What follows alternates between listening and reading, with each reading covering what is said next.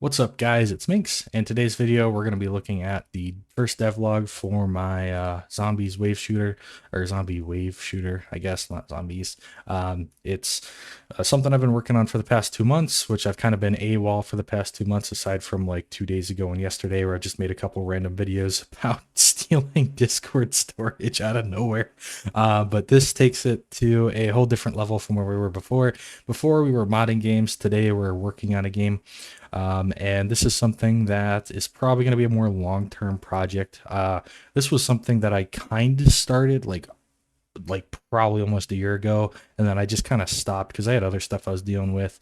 And then Lethal Company had got into modding, so we stopped all that now, and here we are. So for the past 2 months, this is primarily what I've been focused on. You know, when I've had the time to. I've also gotten to Counter-Strike again, which eats up a lot of time. So here we are. So it'll probably be a while before our next devlog. I want to make significant process progress on the systems that I'm working on, and adding new systems before we do a new one. But I'm happy to show what we have today, what we've worked on, and I guess technically what I've worked on. That this is a solo project at the moment. So everything here we see is networked. It's fully processed from main menu to lobby, including Steam invites, all the way to clients and server working together to have a game. So let's pull it up here. Let me make sure zombies are turned off. I do have zombies in here. They're not networked yet. That's not something we'll be covering today, is the zombie AI. It's really not good. It's really basic. As of right now, they don't do damage. They run towards they choose a random client for some reason. They run towards them and just swing at them, but they don't do any damage or anything. And they error out technically. They toss errors, but they don't like break the game because I don't know if it's like a client reference or something, but they don't really know what they're doing anyway. So we've got guns. Everything looks really ugly, and it's a little glitchy on the visual side because, uh, firstly, inverse kinematics is a little rough in this case. It still needs to be smoothed out a little bit, and I think the effect on like this needs to be lessened. I think it's a bit much on that, but otherwise it's good.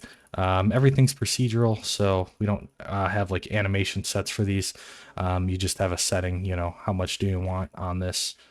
Um, but otherwise that's good. We got the AK here, and then the last one we have right now is the ASFL. Fortunately, adding new guns is pretty straightforward. We just toss in a new weapon object and then change the skeletal mesh and then change the settings. So it makes things super easy there. Let's hop over to our second player, and we'll actually make this over a little bit so we can see. So if we come up here, we can see, you know, they pick up the gun. It's not in their hand properly. I didn't really code that in yet. I was more worried about getting the gun equipped, dropped, and like the shooting and stuff like that. So everything there works. The last concern with these so far is ADSing and things like that. Since I'm trying to make it like COD, I definitely want to be able to ADS and stuff. However, bullets as of right now come out of the front of the gun. So if you're not ADSing, they're off center. Like right now, I don't have any decals, but they're going off like over here. I like shoot here, it's coming off to here. So that needs to get fixed, but that's something that we can do on the off camera. The last thing I wanted to show for today is, and I'll bring this character out here. Get out of my hand, get out of my hand, and you get out of here too. Nope.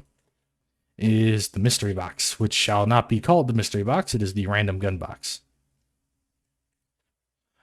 So we can get guns.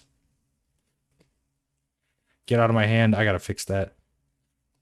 And we can just keep buying guns here. Spawn a lot of guns. That one didn't even get its collision properly set, or for some reason it like very nice. Um, so yeah, and then we can do this on the second machine. Oh, you get your gun back here.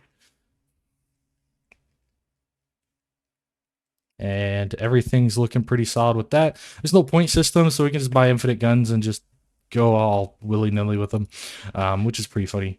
But ultimately, that's kind of where everything's at. I have a round system fully implemented, and this is the muzzle flash stuff that I just didn't really cover. Muzzle flash is acting strange. They appear, but they toss an error every now and then, and when we shoot that much, it causes it repeatedly. We have a round manager system. I took some inspiration from, I think it was Black Ops 3 is the information available online to use their system. So if I come over to the event graph, we're starting around here. So we have, we can get rid of this. Really, it's not necessary because I know this all works. So essentially what this object does is it checks the current round.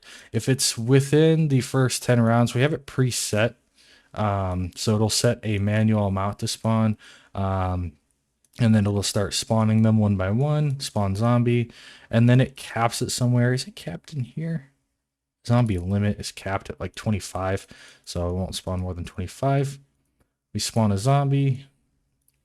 We got a lot of stuff going on here. It spawns them, and then on a zombie die, it checks to see where we're at, and then it'll remove it, and then it'll spawn another one if we can. So it'll kind of keep them at its cap. So we don't really give the players too much room to breathe in the middle of a round.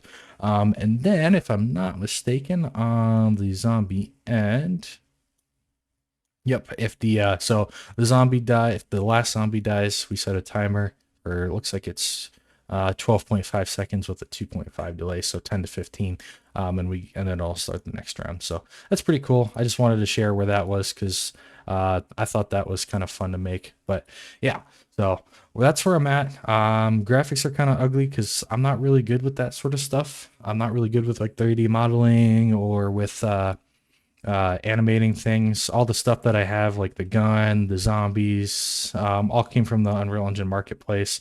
This map is built into the engine as like a free thing or template. So the first person template actually, and then the mannequins actually come from Unreal Engine 4. They're not even the Unreal Engine 5 mannequins because I like them. So at some point I'm gonna start working on that stuff, probably in the future. That probably won't even be part of the next devlog. I'll either be doing it myself or looking for someone that can help me out, or for a service or some pre-built maps or something like that. So but that'll come down the line. So that's it for today. I don't want to have this video drag on for too long. Thank you for watching and have a great rest of your day.